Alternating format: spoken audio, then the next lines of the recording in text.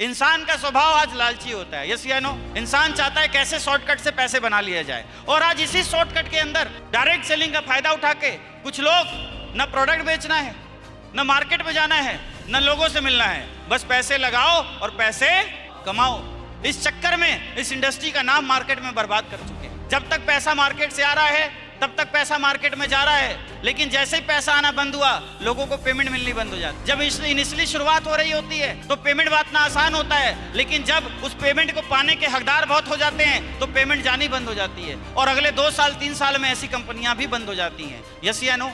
ऐसे ही लोग मार्केट में डायरेक्ट सेलिंग का नाम खराब करते हैं। इस चक्कर में हमारे बहुत सारे लोग फंस जाते हैं। उन्हें लगता है यहाँ तो बहुत मेहनत करनी है, लोगों के पास जाना है, लोगों को हैंडल करना है, क्यों ना एक आसान काम कर लिया जाए जहाँ पे सिर्फ पैसा लगाया जाए और पैसा कमाया जाए। तो बिना नॉलेज, बिना एजुकेशन और बिना डायरेक्ट सेलिंग के इंफॉर्मेशन के लोग कहीं भी चले जाते हैं, अपना पेशेंस खो जाते हैं और अपना और अपनों का पैसा डुबा जाते हैं, यस या नो?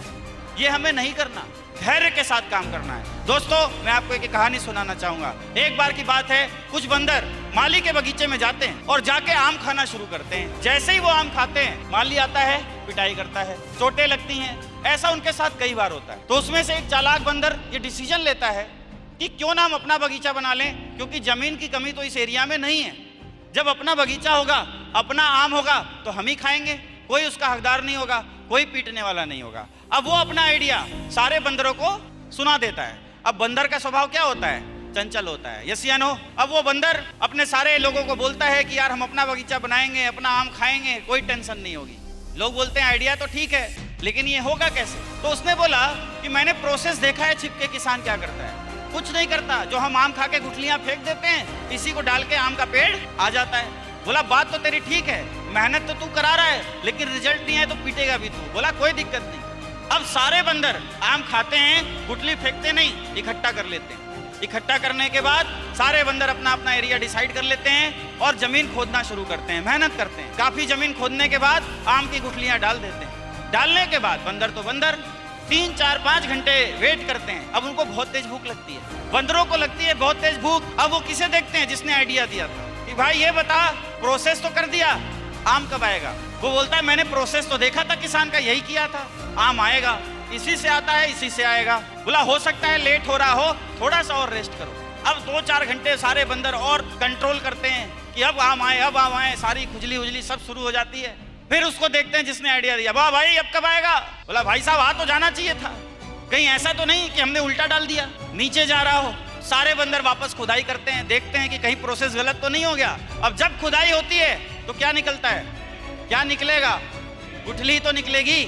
तो दोस्तों, बहुत सारे लोग इस इंडस्ट्री में सिर्फ ये देख के आ जाते हैं कि अवधेश नारायण सर ने इतने कम समय में करोड़ों रुपए कमा लिए, तो मैं भी कमा लूंगा।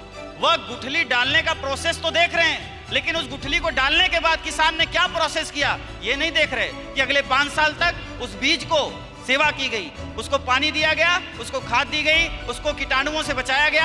अगले 5 वर्ष तक तपस्या उस बीज के साथ की गई, तब वह पेड़ बना, तब उसने फल दिया। लोग यह नहीं देखते, लोग यह देखते हैं कि प्रोसेस क्या किया गया था। आफ्टर प्रोसेस कोई काम देखता नहीं।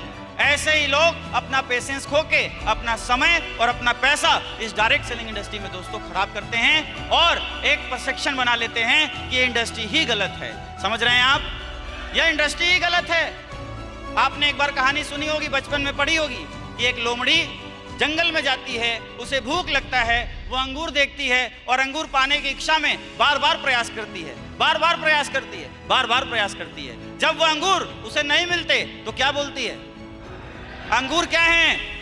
खट्टे हैं। वैसे ही बहुत सारे लोग डायरेक्ट सेलिंग इंडस्ट्री की शुरुआत करते हैं, न ट्रेनिंग में आते हैं, न मीटिंग में आते हैं, न फंक्शंस में आते हैं, न सीखते हैं, न नॉलेज लेते हैं, बस पैसा कमाने की इच्छा रख के इस बिजनेस की शुरुआत करते हैं। और जब इनिशियली लेवल पे वो उन्हें नहीं मिलता तो बिजनेस से बाहर वो चले जाते हैं और बोलते हैं डायरेक्ट सेलिंग ही खराब है। अगर दोस्तों डायरेक्ट सेलिंग इंडस्ट्री ही खराब होती तो क्या हिंदुस्तान में इतने अचीवर डायरेक्ट सेलिंग इंडस्ट्री से होते?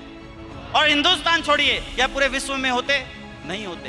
एक पढ़ा लिखा और समझदार व्यक्ति किसी भी चीज पे रिसर्च करता है, देखता है, समझता है, तब डिसीजन करता है। लेकिन मार्केट में कुछ ऐसी भी लोमड़ी घूम रही हैं जिन्होंने डायरेक्ट सेलिंग से कुछ प्राप्त तो नहीं किया, लेकिन उनके लिए डायरेक्ट सेलिंग खट्टी हो गई, जैसे उस लोमड़ी के लिए अंगूर खट्टे हो गए। सेकंड क्वालिटी आपको अपने अंदर डेवलप करनी पड़ेगी, एटीट्यूड। क्या डेवलप करना पड़ेगा? एटीट्यूड। बिजनेस के लिए आपको बिजनेस एटीट्यूड होना बहुत ज्यादा जरूरी है। बिना आपके नजरिए के कुछ होने वाला नहीं है।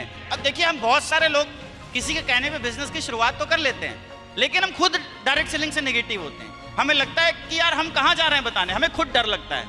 यस या नो?